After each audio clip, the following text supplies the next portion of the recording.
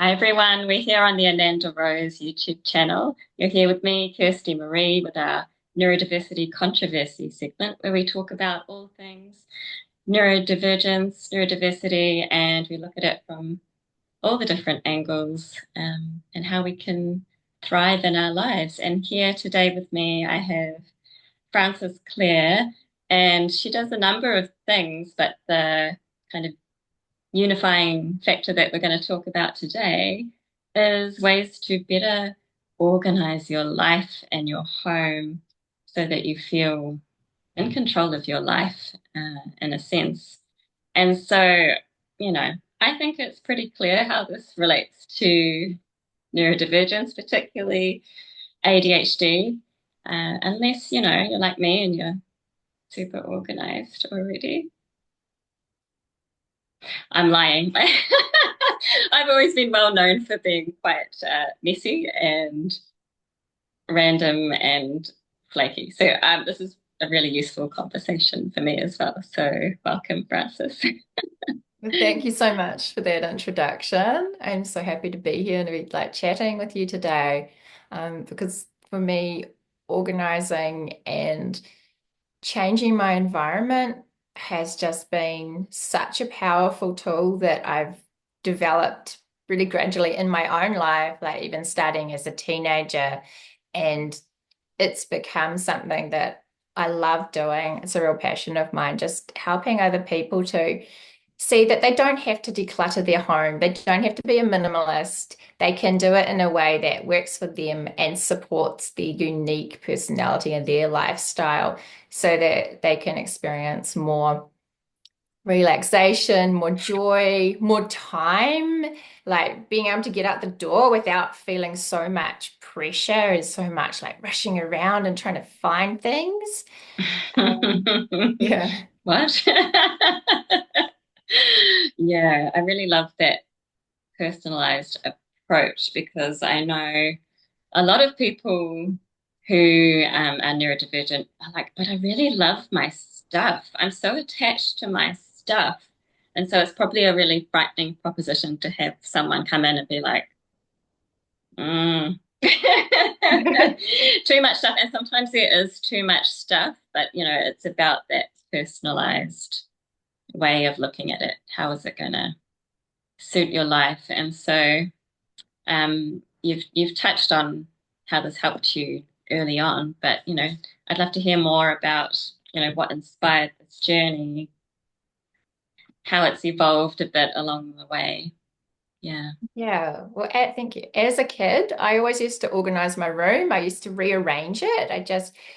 Sometimes I would have gone to bed and then my parents would find me and I would have like pushed the bookshelf over here and changed my bed around and my brother would be sleeping through everything when we shared a room. And then as a teenager, I would often be helping friends move or helping them tidy their bedrooms. And I actually they would be stressed by the experience and I would be energized by it. I never felt tired. I could dive into something for, 4 hours, sometimes more. And I really loved doing that. I think then moving on into my 20s, I had some quite unhealthy relationships, quite a few breakups, some bad choices there. And I discovered that changing my room around after have been through something or was experiencing something could really create a shift in my own energy and free things up. And I would still feel sad or upset or Mm. overwhelmed, but it wouldn't be so intense. And it would just start that ripple effect of me shifting out of that negative state that I was in. It would speed it up. And so gradually, I sort of built a process where that was my go-to, like, oh, I'm sad. Okay. I don't have to focus on me and what I'm feeling and make that a big deal.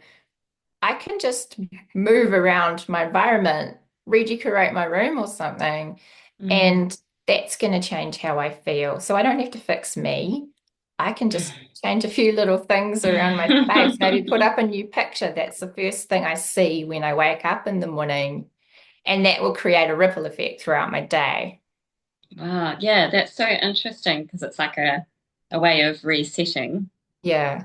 And it was like it's kind of like a natural skill set for you in a way.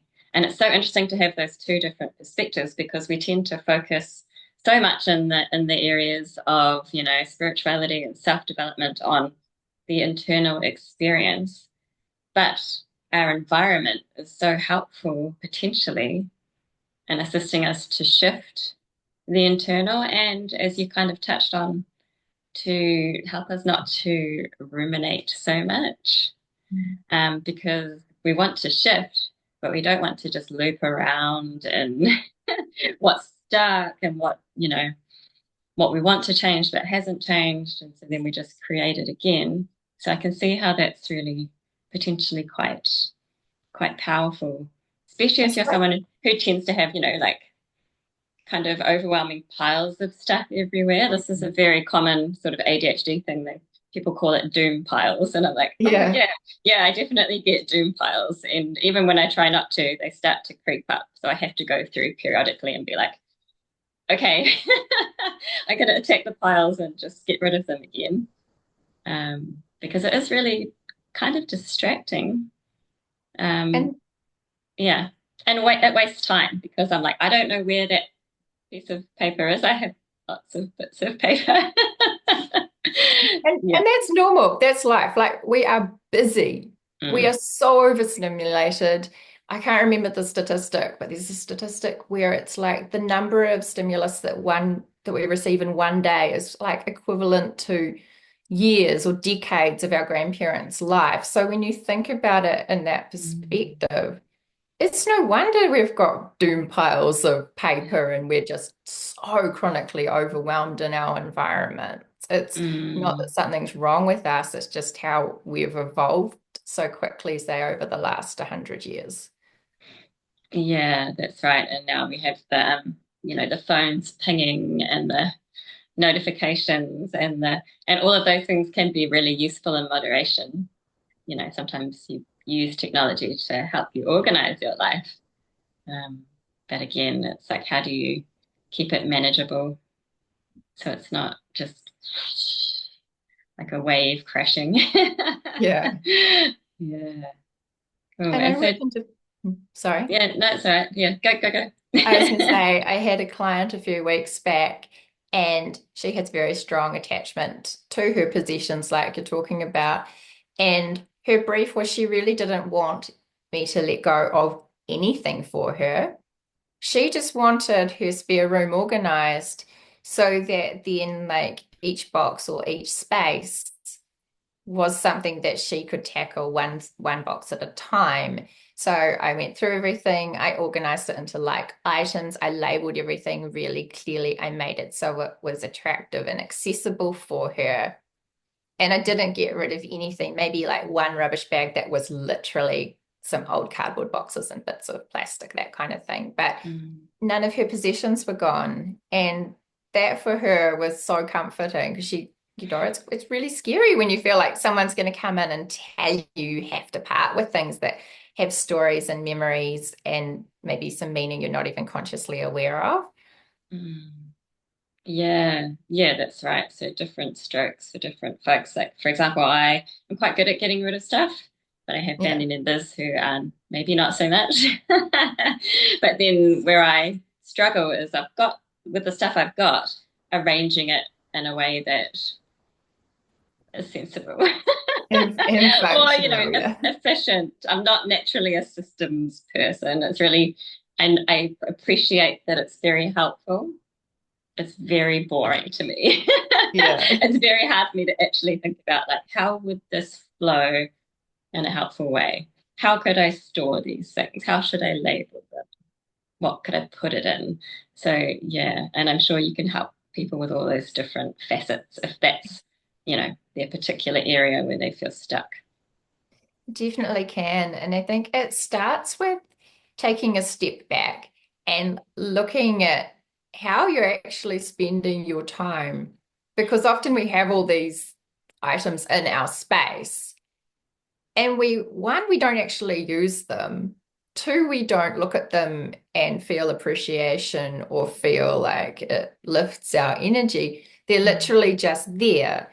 And so it's okay if you don't want to get rid of them, but maybe in your space, the things that you are coming into contact with on a regular basis need to be more intentional, right? Mm. So you can have your papers in a drawer, but what about having like your family pictures out of storage and up on the wall instead?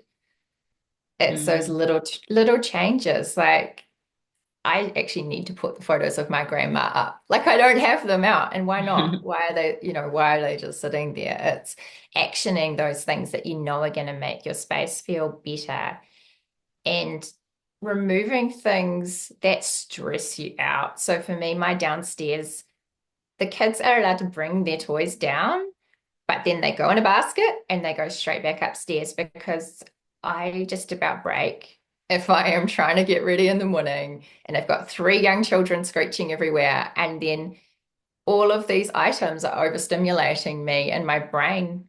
I don't know if I'm neurodivergent. I really haven't dived down that path yet, but it is very interesting to me because of how overwhelmed and overstimulated I can be prone to becoming.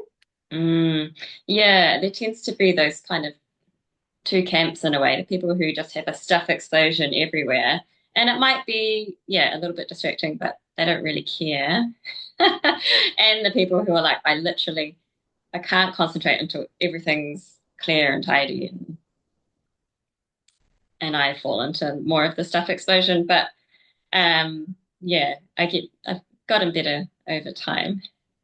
And it's interesting because when my kids were small, basically we more or less gave up because they were the kind of kids who, if you put stuff away, within seconds they just pull it all out. My eldest would empty out every single one of his clothes drawers every day onto his floor. Um, and so rather than trying to fold it and put it back in, I'd just like shove it in and shut the doors. And then as they've gotten older, it's gotten easier. And um, our best having a tidy living area hack has been we got a dog. So it was like a natural consequence, right? So we got this puppy, and I'm like, he's going to chew stuff. So if you can leave your stuff in the lounge if you want, but we don't know what will happen to it. It'll probably get eaten. And so now we have this super minimalist living area, and they have a toy room. So that's an example of, um, yeah, I guess how, how different things work differently for different people. Yeah. But yeah, it's really about looking at your individual way of operating and your other family members and saying what works What and works? what works. Yeah. Yeah, and what are your needs? Like what, in different phases of life have absolutely different needs and different priorities. And sometimes that's as simple as like, okay, today my goal is I need to get my children out the door to school. Or it could be bigger picture, maybe you've got a business goal that you want to achieve in the next 6 months or the next year. Maybe you're saving, maybe you want to move house. So maybe you are trying to like part with some things so that the move can be easier. So it's looking at the why, you like, I Mm, don't want my house to be like a Pinterest board or Instagram post. That's never my goal. I want it to feel good to me. I want it to be a safe place. I want it to be inspiring. And I like to work with it as in it's my vision board. So it doesn't look perfect, but what I do see helps move me towards my goals and how I want to feel. yeah, I love that. That's, yeah, really cool. I'm not very visual, so my house is usually not very pretty. But when I see other people's homes looking really gorgeous and like Yeah. I can appreciate it and I'm like, oh. And it's interesting, isn't it? So about, you're creating a certain energy and intention from within your home. And it doesn't have to be harsh. You've got people like Jordan Peterson, they're like, clean your damn room. But I can kind of understand from the point of view of how you do anything is how you do everything. So that's why some people love to, start the day by making their bed and having, a clear space and that type of thing. But where I'm heading with this garbled whatever is I'm really curious about what you notice with some of your clients in terms of when they're able to declutter their space or whatever it is that they're calling on you for, how other aspects of their life change. I noticed that they start to have time to actually like feel like themselves again. That's one of the biggest ones, especially with the wardrobe resets. Mm. Just sometimes so stuck in that hamster wheel of getting through life that they've lost touch with like the things that they do actually love about themselves and about their life. And it's just like a good reminder of like coming back to who they are as a person and what drives them and what feels good to them and what they're grateful for. And then from that place, like they're happier, they're more joyful, their energy is lighter, they're more magnetic. So like good things start being naturally drawn to them and then they start to feel better and it creates that beautiful snowball effect. Mm. And then often like they'll be able to support other people in their life who are maybe struggling a little bit with some of their possessions or their environment. And I love that so much. Mm. Yeah, that's really cool. And it's a case of, yeah, sometimes if you try and sort of sort your whole life out, it's massively overwhelming. But any small shift can create other shifts and shift your perspective. Even little things like, as you say, what you wear. I mean, that can be a really big thing because it affects how you feel in the world, or changing out the colors, or wearing lipstick that makes you feel good, or yeah, and it creates this kind of springboard for further growth. Yeah, yeah. Yeah, and it's about giving yourself good options. Like if you open your wardrobe and you only have colors in there that suit you, then that's like one massive, powerful step in the right direction. Whereas if you've got things in there that kind of make your skin look dull or make you look more tired, then that's not serving you. And and the Mm, same with belongings. mm, yeah, and it's helpful to have a bit of a push with that sometimes because sometimes we're so pragmatic, eh? Like, oh well, this item, there's nothing wrong with it, but that doesn't mean that you love it or that you wear Yeah. it. Or, I paid, a lot of money for this, so I better use it. That's true. I find the But you most don't. Yeah, yeah. I know, right? Mm, Like, I bought this damn jacket in Vegas. It was beautiful. It was tan. It was leather. It had gold buttons. But I should have bought it in black. I don't know why I bought tan. And this thing literally is sat in my wardrobe for 5 years. And I was like, oh, it's so beautiful. And then I ended up selling it because it was just the source of frustration. Every time I'd go to get mm. dressed, I was like, oh, I wish that was black. Why did I buy Yeah, there's funny little things. Yeah. And what do you feel comfortable in? Because that? someone can say like, oh, this is so fashionable, this really suits you, but every time you put it on, you're like, I just don't feel right. Yeah. Yeah. Yeah, definitely experienced that like in my early 20s working in a semi-corporate office and just trying to discover what my own style was. And so I was dressing in corporate type clothing and the skirts always jolly twisted around and I just didn't Yeah. I didn't quite feel like myself. I felt like just not quite comfortable. And then I kind of threw that out the window, still dressed nicely, but just added in some of my own personality and toned down the corporate vibe. And so much shifted from that. Actually, I'd have to look at the post I wrote, but like my work improved, my communication improved, I smiled more, I wanted to interact more, I was more confident and outspoken in meetings. I got a pay rise, so like within 6 months of that shift. So much can come from just kind of shaking off what you think you should be doing and doing what feels good. Mm, yeah, that makes sense. Otherwise, you have that feeling of being self-conscious kind of like an imposter. I feel like this is Yeah. so not me. Yeah. Mm, Just hard when you're young, when you're still figuring stuff out. yeah, totally. I only worked one kind of corporate job and I hated it the whole time. And it's sad because, current day me would never put myself through that. But Yeah. at the time it was kind of like, oh well, now that I've got the job, I should stick it out for a year so it looks good on my CV. And it was horrific. It was so bad. But my style was, yeah, it started off with some shirts and things, and then it kind of devolved into what don't I have to iron? Yeah. um, but yeah, that whole situation was a situation of being incredibly uncomfortable, not feeling like I belonged, not feeling like I was making a difference. Mm, Yeah. And so I guess it can help you notice. If you notice in one area that you're not being yourself, like where else do you notice it? yeah. Yeah. So it can help you to show up, like, suppose more authentically. Yeah. Mm. So when it comes to organization and struggling with like clutter in a home, what is the most like challenging aspect of that do you find for your neurodivergent community? Mm. Struggling with being organized.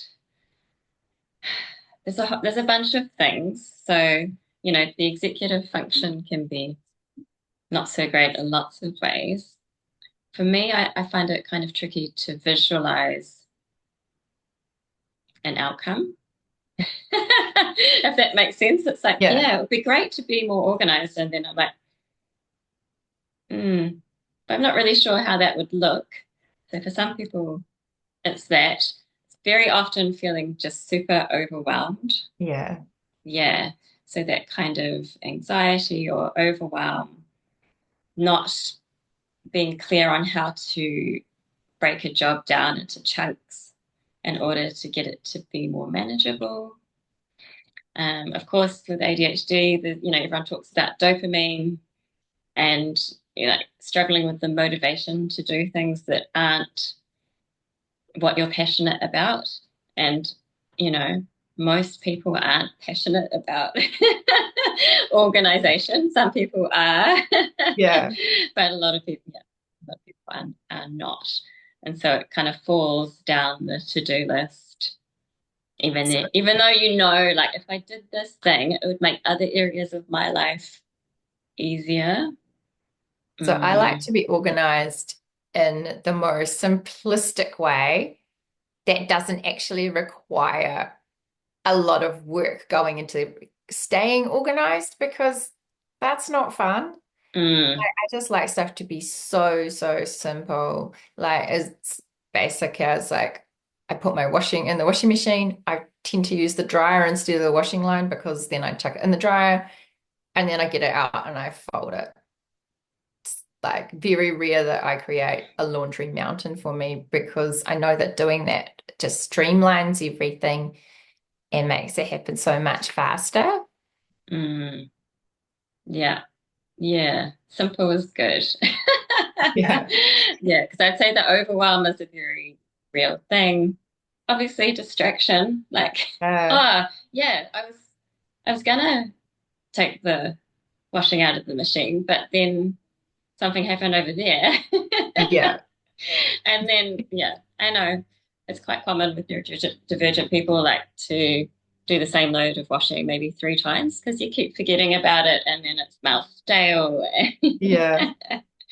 Yeah. Um, Especially when you've got a family and there is so much going on and other people needing you and all of that at the same time. I think the one thing I would say, like if you have a very busy house and you are wanting to just maybe make it more organized, make it so your energy can flow a bit easier throughout the day and it's easier to stay focused, rather than like trying to organize a whole room or your kitchen or something that feels really big. mm, Pick something that you don't have emotional attachment to, like pick pens, right? Just something that simple. And just as you have a basket somewhere, and as you go about the house, if you see a pen, you put it in the basket. And then your pens just pick a home for them. They can even just Mm, stay in that basket. And then what that's done is then now you know where your pens are. yeah. And And that's it creates a simplified. sense of accomplishment. Like I've done this one Yeah. thing. I could do something else. And then, yeah. You always start, like you never go in and try and tackle something that has a lot of sentimental value or brings up like a big story for you or triggers painful memories. That's like that's why people don't want to declutter because it's too much. There's too many things all tangled into one room to be able to approach that. But if you approach one kind of item, that you don't really care about that much, then you get that like sense of satisfaction and like, oh, okay, that wasn't so hard. And then that can build, and then you can pick one other thing. Maybe it's your kids' school books or whatever it is that's taking up your space. And Mm, just build on that one thing at a time. yeah. Yeah. I think that's good. Making it kind of, yeah, bite-sizing it down. And yeah, and sometimes you do just need really benefit from someone else saying, how about this? You could do that. And you're like, oh, well, I never thought of that. Yeah. Because we get stuck in our little certain ways of doing things. Sometimes Mm, it's nice just to have not someone to help you, but sometimes like if I'm doing a task that I find overwhelming, like I had to put up an electric dog fence and that box sat on my counter for 3 months because the instruction manual was complicated. I mm, had one of my girlfriends come over and she literally didn't do anything other than like walk around and hold the staples for me. But I felt supported. She was just there. yeah, yeah, Sometimes that's all we need is just to not be trying to tackle something alone. yeah, totally. That's definitely something that I don't love. Anything that requires assembly. And I'm like, how can I get this from? Um, yeah. So we all Can have our you hear little my stumbling blocks. can you hear my dog? No, Oh, no. good. Okay. Excellent.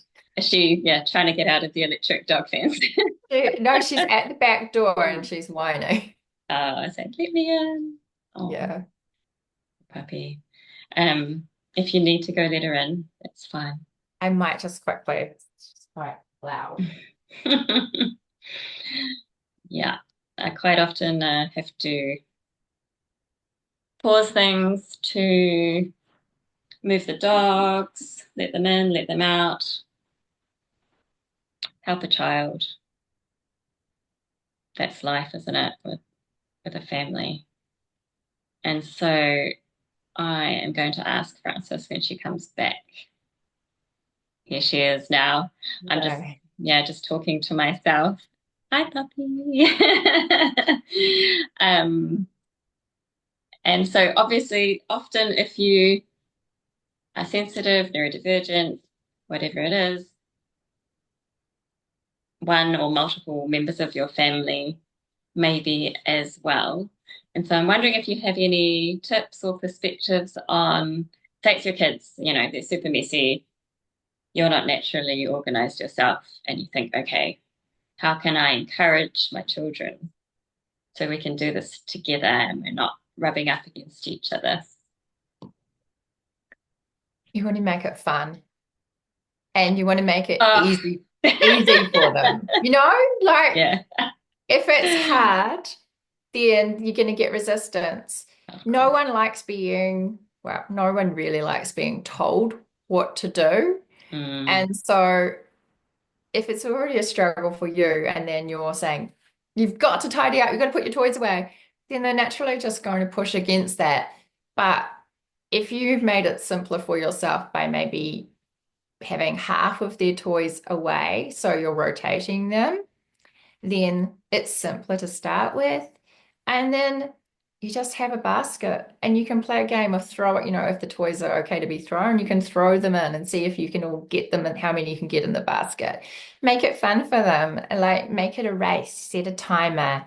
I find timers are actually really powerful for all of us. Like if I'm like, oh my goodness, my house is a mess when I walk in the door after having dropped off my kids, often set like a 15, 20-minute timer and go, okay, for this time, I'm literally just going to tidy up and do a quick tidy up. And then at the end of that 20 minutes, I just have to be happy with that is what I've done. Mm. And it's easier to focus if you know you've just got that short burst of time to do it for. And same Yeah, with yeah. kids. They respond to having boundaries and knowing how stuff works. So they don't need a whole lot of rules. They just really want your attention. So if you're helping them to do it, then that goes a long way. Yeah, and I think a lot of it is about role modeling and scaffolding. So, if you have a child who struggles with figuring out how to break down tasks and how to order things, if you just say to them, clean up your room, that's so overwhelming. Mm. I feel overwhelmed. So you do have to be, I think, realistic in your expectations and think about what's going to work. And if you have a child who's super resistant, like, time is work for heaps of people. For some children, they're going to absolutely have a panic attack if you put a timer on. So just know your child Yeah. and start, with something manageable and build up. But I remember when I was a kid, I was a goody two shoes. I was the good girl in school and I always got the good grades and da da da. But I did always struggle with keeping things tidy. And, so periodically my mother would be like, you need to sort this out. And I'd be like, ah. But then, bless her, she's quite similar to me. She wouldn't give me strategies or say, I wonder if it might be helpful to do this or we could do it together. And so I would just get defensive and be like, and continue to not gain skills in Yeah. managing my environment. So I'm quite aware of that now. I guess as a parent, uh, it's like, yeah, it's a skill and it requires building, and it requires assistance before it becomes something that's more automatic, um, or that there's creativity around. Um, yeah. Yeah, that's so true what you said about timers because my daughter, for example, if you set a timer for her, she's like, she'll go because she's quite competitive. She likes Mm, that. And then she also sees that, like, on the other side of the timer, she gets to do what she wants to do. So she feels rewarded. Whereas my son, he's very particular. And if I put that pressure on him, he'll get frustrated because he wants everything in a very set just so. order. He doesn't want to miss a step. He wants, like, if you're doing something in numerical order, it has to go in the right order. He loses his mind if you skip something. So Mm, yeah, different kids, different approaches. Absolutely. yeah, and that What drives fear of them? getting it wrong, or yeah, not meeting the the time limit, or yeah. So there's a bit of creativity there. But there can always be improvements made. Our home is infinitely more organized than it used to be, and it does create a lot more feeling of spaciousness. Um, and I'm really grateful for that, and also very aware that um, there's room for growth there. And it's one of those things that because I don't love it, I have to, think about it consciously. Like, okay, I would love it if my children develop these skills and that when they move out, they're able to manage themselves and so on and so forth. So let's grow in this area together and set a little bit of time and effort aside for it. It will be worth the effort. Yeah. Yeah. And I Mm. let them be messy as well. No, I don't force my kids to constantly be super, super tidy. I want them to be able to relax and be kids and create a mess because they're actually just having fun and experiencing things. And then every now and again, when it does get a little bit too much, I will go and I will reset their room And they appreciate that, especially my son. He comes in and he just loves it when he gets home and his room is all tidy and then he wants to play because he can find Mm, his stuff and yeah. he sees it and he feels like he can be creative then because it's not just a sea of Lego. Yeah. Yeah, the Lego gets out of hand. Yeah, And then you're like, how can I organize it? Should I color code it? Should it be by set? Should I don't it I don't know. know. We just have a Lego drawer and it's all yeah. But it's better than Lego floor. We have those Yeah. big Lego mats that are Yeah. circular and they have a drawstring. So they just open it up, they can play, and Yes. then just pull the drawstring, and then 90% of the Lego is usually contained in there. Mm, yeah. Yeah. I've seen those. Those are good, especially if you want to take the Lego on a play date or something as well. And then you just skip it all back up and yeah, bring it home again. Mm. So I just want to ask you a little bit more about, I guess, the specifics of what you do, what you offer. So I know you do the wardrobe resets, which is um, one thing. Um, and then what else? What else do you offer? So I do the wardrobe resets, like you said, and I also do decluttering and organizing, which is very much customized on a person by person basis because no one is the same. You know, some people like the lady I spoke about earlier, they just want you to come in and organize stuff so that then they can deal with it and it doesn't feel so stressful to them. Or some people want you to come in, they're like, just do it. I don't want to know. Like you can clear out whatever you Yeah, want. I just want it done. I don't care. Like yeah. maybe look out for grandma's records or whatever, but that's Mm, it. mm, And then there's everything in between. And so yeah, I come into people's homes and I can do an assessment over Zoom initially. mhm. And yeah, my shortest session is 3 hours and then up to like a full 8 hour day, or I could do 2 days in a row if it was needed. Just really depends on the individual person and like what is causing them the most stress and how Mm, can we alleviate that in the most simple, quickest way without, without triggering them, without making it an ordeal. Because I want it to be a process where people feel empowered and they feel uplifted. I want them to feel like I'm there to support them and like they can actually just relax. Nothing scary is going to happen.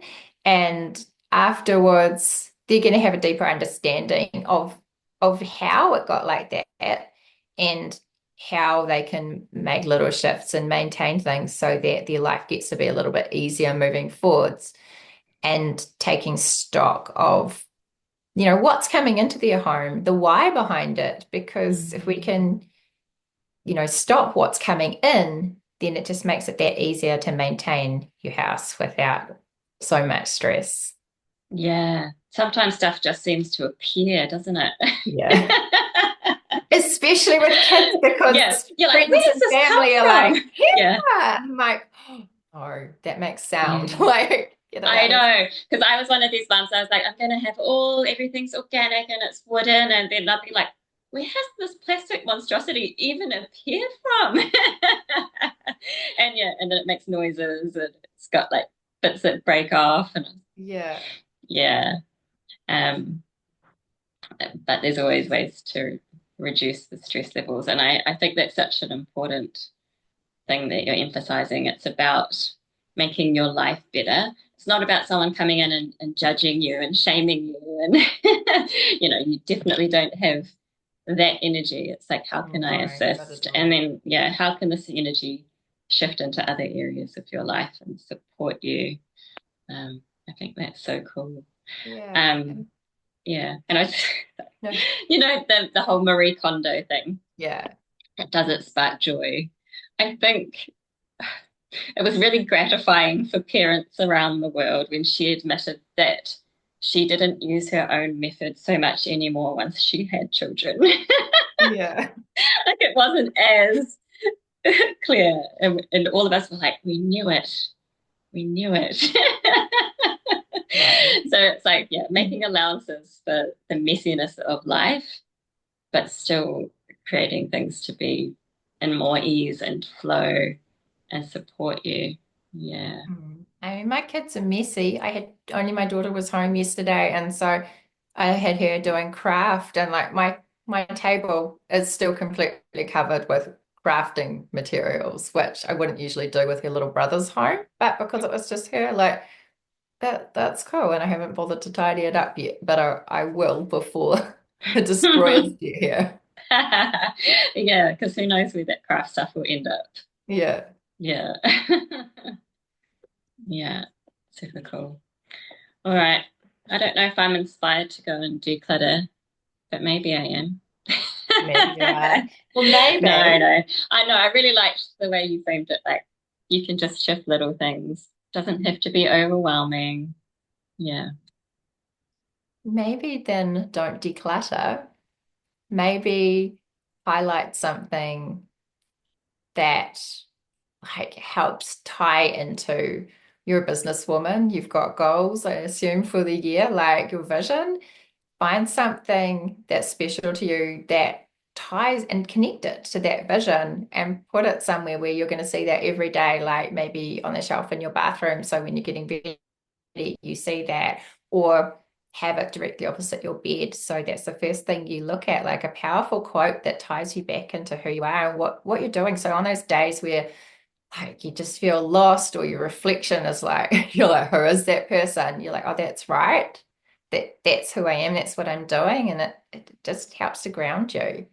So it's not Mm, always about decluttering. Sometimes it's just like finding those things amongst your stuff that really help you, support you. yeah. And it's different ways of creating kind of a clarity and focus. And that can be particularly important for mothers when, there's everybody else's needs. And it's very easy to lose sight of, as you say, your own vision and goals, and who you are as a person. So I think that's an incredibly helpful tip. Thank you. And so You're I so will, welcome. yeah, it's been really fun chatting. I'm sure afterwards I'll think of other things I wanted to ask, but I will post links so people can get in touch with you. Is there anything else you want to say about how people can reach you or? So I am Auckland based, but I love traveling around New Zealand. So if you're in a different part of the country, feel free to still reach out to me. All my contact details are in the links that Kirsty will share with you. And I have my wardrobe reset workbook that is currently free. So you're welcome to download that. And thank you so much for having me. Yeah, amazing. Thank you. It's been so good. So we'll see you all next time here on the Neurodiversity Controversy show. And thank you so much, Francis. It's been really fun. So Awesome. bye. Thank you. Bye. Bye for now.